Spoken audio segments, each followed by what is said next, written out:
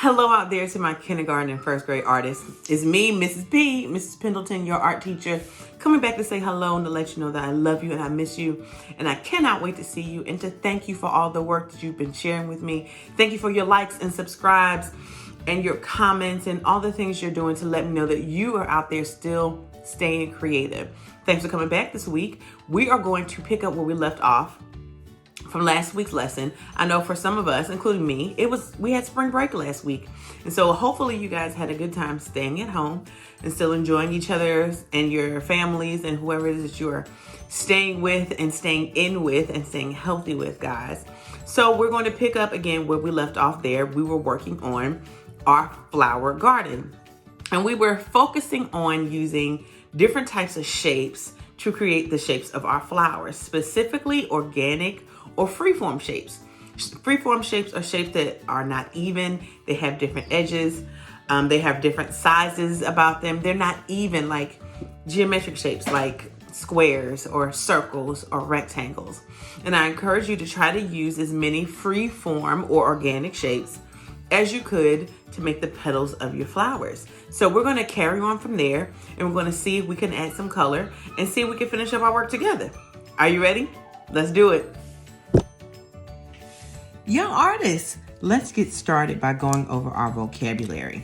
We already talked about freeform shapes. Those are the shapes that are uneven. So not like squares or circles where you can easily measure them and they have even sides. Freeform shapes have uneven sides. They may have curvy parts. They may have sharp parts. They may have straight parts. And all those parts put together help make freeform shapes. We are going to explore some color families with this project if you have them. We're going to be using warm colors, which are red, yellow, and orange. And often artists use these colors to make artwork look vibrant or exciting. We're going to be trying to use some cool colors, which are blue, purple, and green. And artists often use these colors to make artwork look calmer or more peaceful. We're also going to be using some neutral colors. Neutral colors, also called natural colors or earth tones, are black, brown, white, gray, and tan. And so we're hoping to be able to use those in our flower gardens as well. We talked about the background. What are you going to put behind your flowers and how you're going to fill in that empty space that's in your garden behind your flowers. We also want to talk about petal sizes. How can you vary or change the sizes of the petals from each flower? And for my first graders, we're also talking about pattern. Maybe thinking about putting some pattern in some of the petals or parts of the flower as well.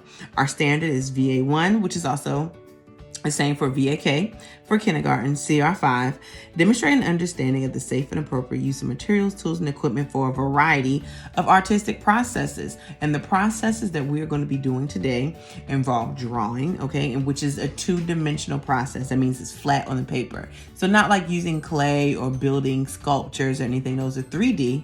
We're working in 2D. All right, so let's get started, or let's continue where we left off. I was working on my flower garden. So as you can see, I have some freeform shapes here that are curved on one end and kind of round on the other.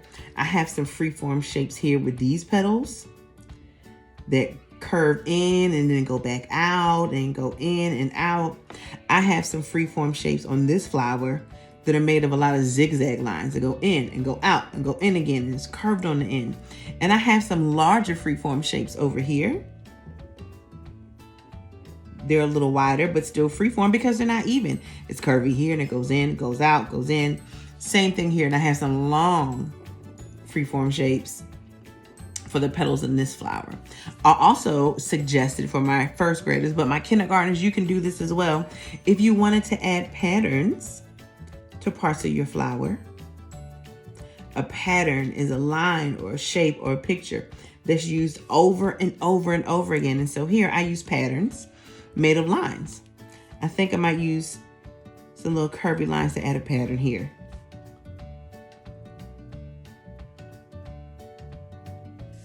And remember, we talked about the background and how we're going to fill up this empty space in front of our flowers. So I'm adding some grass.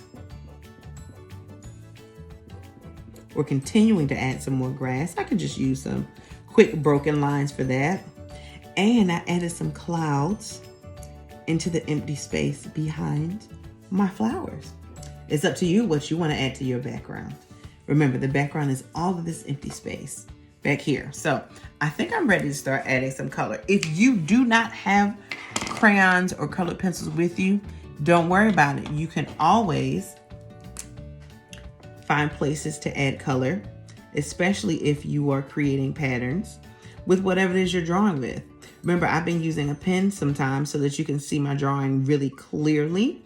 You know, artists, I always say use a pencil first. And so maybe for our next project, I will continue doing that. But for our first couple of projects, I've been using a pen just so you can see what I'm doing extra clear. Remember, we also talked about the color families: warm colors, cool colors, and neutral colors. So I'm going to start with maybe 3 warm colors here. I think I want this to be the most vibrant flower, being as though it has all these zigzag lines. It looks kind of active and kind of fun. And so warm colors help convey that feeling of activity and excitement and movement. So I'm going to make this one my warm color flower.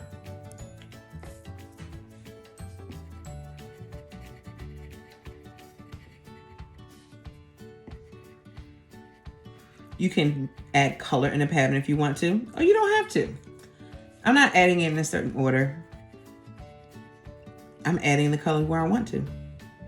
We can do that. We're artists.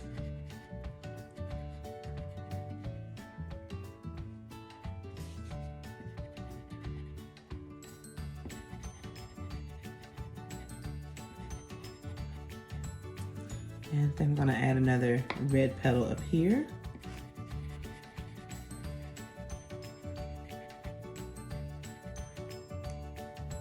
And let's make this last petal yellow. So I've used my warm colors in one flower. What do you think is the calmest looking flower? The one that looks pretty steady? I think I'm going to use cool colors on this one. The petals are a little wider, maybe a little more graceful. I think this flower is definitely the calmest flower in my garden. So I'm going to use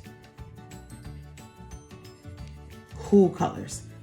Like I said, artists often use cool colors to convey a feeling of peace, quiet, calm. So I think this is my calmest flower, so I'm going to use cool colors here.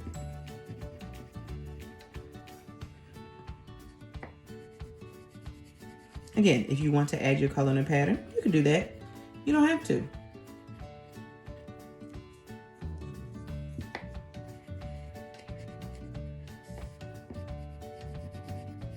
I think I'll do every other petal. And before I finish this, I'm also going to show you how to include neutral colors.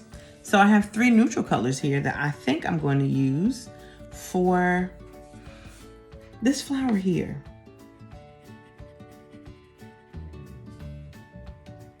Just because I want to. So I can add a black petal here, a brown petal here,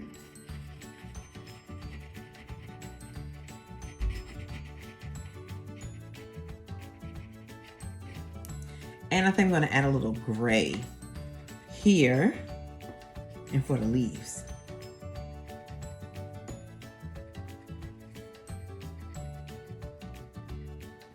I think that looks cool.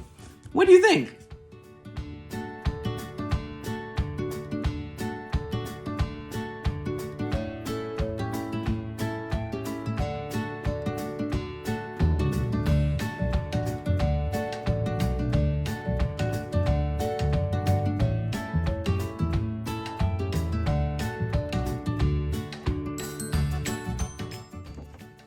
This is my finished flower garden. As you can see, I have a variety of freeform shapes that I've included for each of my flowers. And because I had crayons, I was able to explore all 3 of the color families that we talked about. Neutral tones here, or neutral colors here, warm colors here, and cool colors here. Like I said, friends, my kindergartners and first graders, I'm not grading you on your ability to add some color. For this project, I am specifically looking for how you use freeform or organic shapes in a variety of ways to fill up your flower garden, okay? So if you do have crayons or markers or colored pencils, feel free to add color. If you don't worry about it. Feel free to use your pencil or whatever it is that you're drawing with to add some value to it, okay? I cannot wait to see your finished work. Please continue to send me your work through Teams, through email, through our channel. And guys, continue to keep in touch. Thank you for your comments, your subscribes, your likes, and for sharing these videos with other artists. Until then, my first grade and kindergarten artists, know that I love you. I miss you. I cannot wait to see you. Same rules that we have in the art room. Please be nice to each other. Be nice to the people around you and control your mind, mouth, and bodies, okay? Once again, this is Ms. P. Know that I love you and I miss you all. Cannot wait to see you soon. Stay creative.